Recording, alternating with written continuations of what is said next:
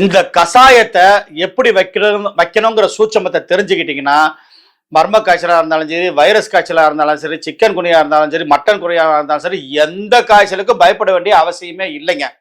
அதே மாதிரி பனிக்காலம், மழைக்காலத்துல வரக்கூடிய தொந்தரவுகள் உங்களை வராது. ஏன் இந்த நேரத்துல இதை நான் சொல்றேன்னா, இப்ப பனிக்காலம் ஆரம்பிக்குது. கடுமையான பனியில என்ன பிரச்சனை வரும்? நுரையீரல் சார்ந்த பிரச்சனைகள் அதிகமா வரும் இல்லைங்களா? சோ நுரையீரல் சார்ந்த பிரச்சனைகள் வரும்போது சளி, இருமல், காய்ச்சல் இதெல்லாம் வர ஆரம்பிச்சிடும். அதனால நம்ம ரொம்ப உடம்பு பாதிக்கப்படும் இல்லைங்க. அதனால சரி, இந்த பனிக்காலத்துல என்ன வரும் அப்படின்னு எடுத்துக்கோங்க. சளி, இருமல், காய்ச்சல், இது மாதிரி நுரையீரல் சம்பந்தமான நோய்கள் அதிகமா வரும். முன்ன காலத்துல சளியோட நின்றுடுது. இப்ப காய்ச்சல் வரைக்கும் என்னென்ன காய்ச்சல் கண்டுபிடிக்க முடியாத அளவுக்கு எல்லாமே வருது. இந்த ஒரே ஒரு கஷாயம் தெரிஞ்சு வச்சுக்கோங்க. உங்களுக்கு இந்த பயப்பட வேண்டிய அவசியமே இல்லை. அதை ஒளிவு மறைவு இல்லாம உங்களுக்காக நான் சொல்றேன். மிஸ்டர் லேடிஸ் சேனல் நேயர்களுக்கு வணக்கம். நான் உங்கள் அன்பு சகோதரன் கார்த்திகேயன், லக்ஷ்மி ஹெல்த் கேர் சென்டர்ல பேசுறேன். பெருகி வர்ற மக்கள் தொகை விளைவு என்னதுன்னா, மனுஷன் வாழ்றதுக்கு காடுகளை அழிக்கிறான், கட்டடங்களை கட்டுறான், தொழிற்சாலைகளை நிறைய வருது, ரசாயன கழிவுகள் போய் தண்ணி மாசுபடுது, ஏர் பொல்யூஷன்ஸ் புகை மூலியமா என்ன ஆகுது, காற்று மாசுபடுது.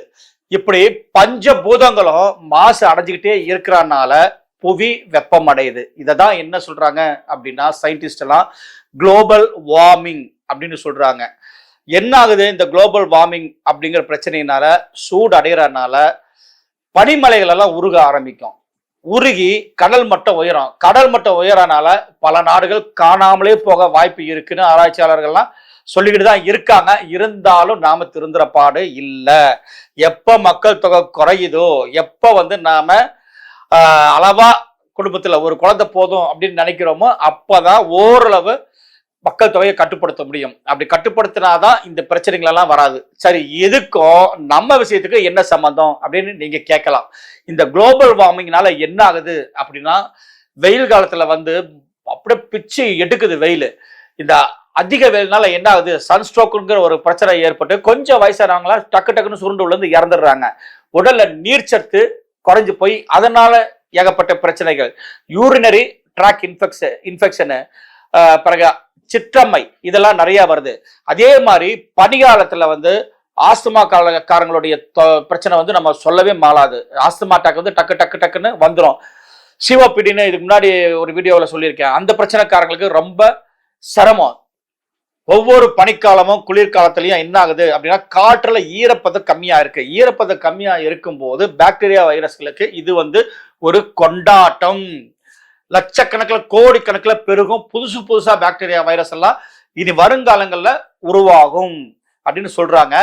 அதாவது நல்ல மழை பெஞ்சது, நல்ல பனி பெய்ந்தது அப்படின்னு சொல்லுவாங்க. அந்த நிலைமை இப்ப மாறி போய் வானம் பிளந்து கொட்டியது, பனி மூடியது அப்படின்னு சொல்ற அளவுக்கு இப்ப எல்லாமே அதிகமாச்சுங்க. அதே மாதிரி இது சம்பந்தமான நோய்களும் அதிகமாகும். அப்ப இதுல இருந்து நாம எப்படி காப்பாத்திக்கிறது, அதுக்குதான் இந்த கஷாயம்.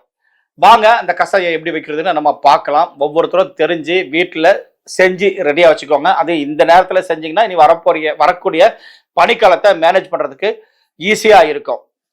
நிலவேம்பு ஒரு 100 கிராம், வெட்டிவேர் ஒரு 100 கிராம், விளாமிச்ச வேர் ஒரு 100 கிராம், பற்படாகம் ஒரு 100 கிராம், பேய்ப்புடல் ஒரு 100 கிராம், கோரைக்கிழங்கு ஒரு 100 கிராம், சந்தன சிராய் ஒரு 100 கிராம். சந்தன சிராய்னா சந்தன கட்டுறீங்களா, அது சின்ன சின்ன சிராப்பு மாதிரி இருக்கும். அதுதான் ஒரிஜினல் சந்தனமா பார்த்து வாங்குங்க, சரியா?